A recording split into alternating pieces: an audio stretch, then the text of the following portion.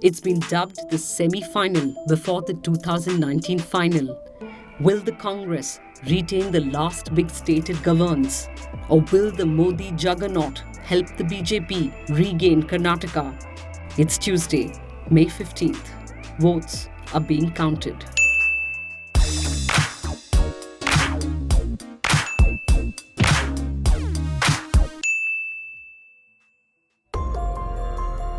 It were these images of a mob of Sri Ram Sene activists dragging young women by their hair, assaulting them outside a pub in Mangalore that first put the spotlight on communal polarization in coastal Karnataka. Religion-based moral policing has now become the order of the day. Made up of Dakshina Kannada, Udupi and Uttara Kannada, coastal Karnataka has often been referred to as Hindutva's laboratory. It is here that Narendra Modi and Rahul Gandhi will embark on the final leg of the campaign for Karnataka. What's at stake? Let's look at the seats breakup. It's more a battle of ideologies, as coastal Karnataka accounts for only 19 seats in the 224-member assembly. In the 2013 election, the Congress won 14 and the BJP 5. In the 2014 general election, the BJP won all 3 Lok Sabha seats. What's the backstory of Hindu-Muslim clashes? How did the right-wing Hindutva groups and fundamentalist outfits like PFI take root? The 1990s, particularly the period post the Babri Masjid demolition, were characterized by many minor communal clashes. But the Surathkal communal riots of 1998 is widely seen as the spark that lit the fire. 8 people were killed in the riots that started after the Hindu Jagarana Vedike assaulted a Muslim man for fraternizing with a Hindu woman. It is in the years that followed that the Karnataka Forum for Dignity, which in Kerala is known as the PFI or the Popular Front, took root, almost as a communal counterforce. Who are the BJP's Hindutva warriors in coastal Karnataka? Anant Kumar Hegde, Member of Parliament from Uttara Kannada and a junior minister in the Modi cabinet, is a firebrand Hindutva voice who has been mobilizing support for the party in coastal Karnataka. Hegde was booked for hate speech in 2016 and was recently in the news for saying, quote, "We are here to change the constitution." Shobha Karandlaje, close aide of BJP Chief Ministerial candidate Yediyurappa, an MP from Udupi Chikmagalur, matches Hegde in Hindutva rhetoric. It's Karandlaje who wrote a letter to Union Home Minister Rajnath Singh listing the names of 23 Hindu activists alleging they were killed by Muslim outfits. Is there truth to the BJP's claims?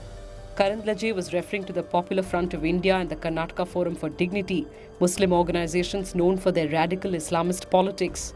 Since July 2017, the letter has been used by Sangh Parivar organizations to mount a divisive campaign in the state. They have blamed the Congress government of Muslim appeasement and shielding the PFI. But were all 23 murders committed by Muslims belonging to the PFI and the KFD? Earlier this year, we went to the ground to meet families of each of the names mentioned in that letter. In the course of the investigation, we found that 1 on the list was alive, 2 committed suicide, and 2, according to the police, were murdered by their own sisters. In only 10 out of the 24 was there evidence to connect the murders to Muslim organizations. While these 10 cases do have a communal angle, there are also other factors involved. Some of the victims and the accused were known criminals with cases pending against them. Officials say they see a trend emerging in Karnataka. Criminal elements use the cover of religion to carry out their illegal activities. Illegal sand mining and real estate are big flashpoints. In many of the cases that did not involve a communal angle, the reason for murder was either land or political rivalry, with 3 cases involving congressmen.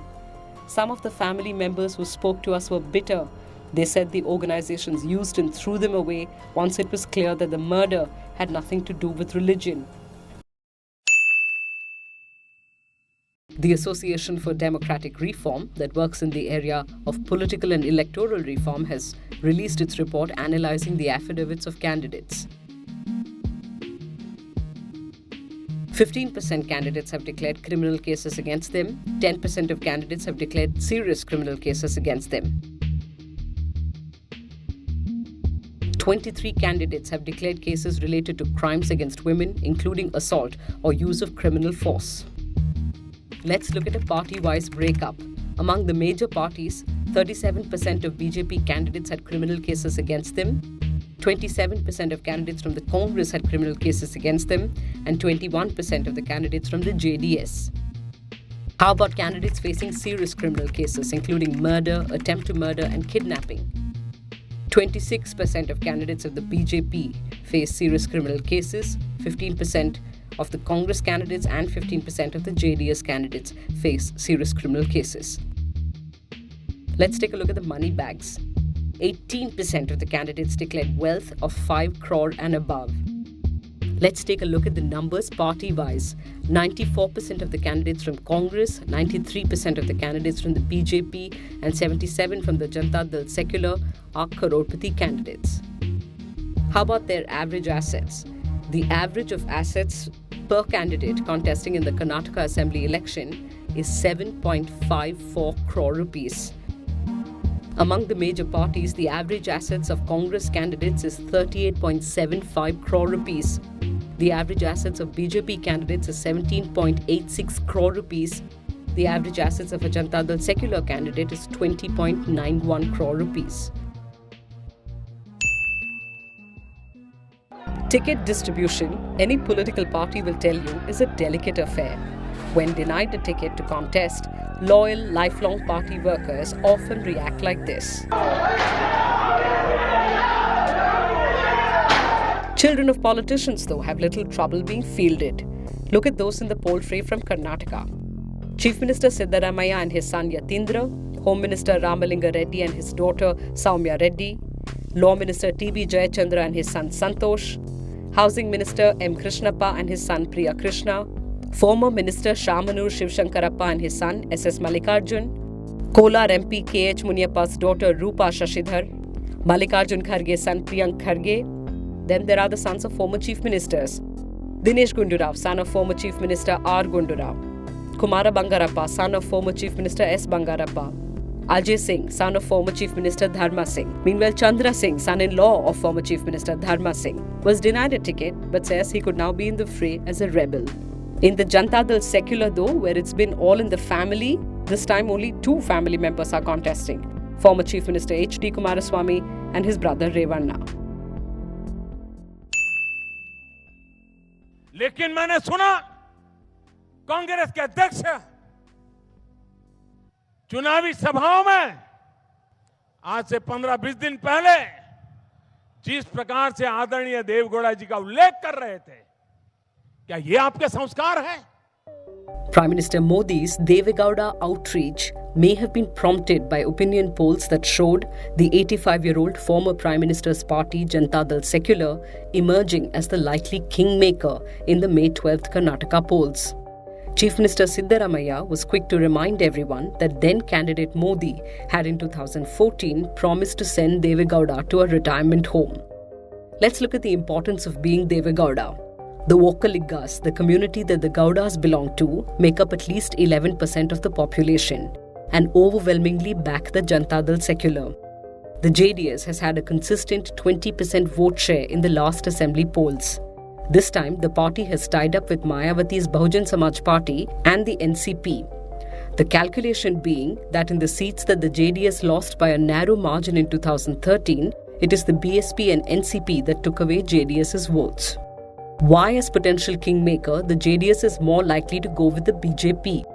For starters, the 2 parties have different support bases.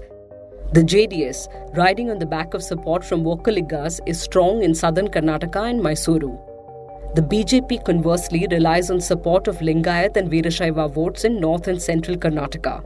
Now, you would ask, didn't the BJP-JDS 50-50 or 20-20 arrangement of 2006 end disastrously?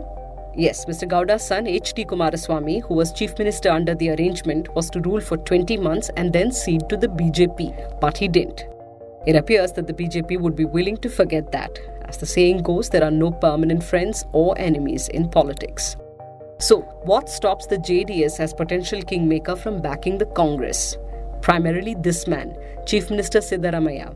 Siddaramaiah was once a trusted leader of the JDS and had a bitter parting of ways with the party, and it is highly unlikely that Devegowda will ally with the Congress and make Siddaramaiah the Chief Minister again. Has the Modi campaign blitzkrieg given the BJP an edge in these last weeks, or will Siddaramaiah be able to hold fort? Ramakrishna Hegde was the last chief minister to return to power for a second term in Karnataka. That was way back in 1985. Siddaramaiah is arguably a popular chief minister, but will he be able to duck the electoral trend of the last few decades? Some believe his government's many populist social welfare schemes and a social coalition vigorously cultivated by the former Janata Dal stalwart turned congressman could hold him in good stead. Let's take a look at some of these social welfare initiatives, many inspired by those of neighbouring states like Tamil Nadu and Andhra Pradesh.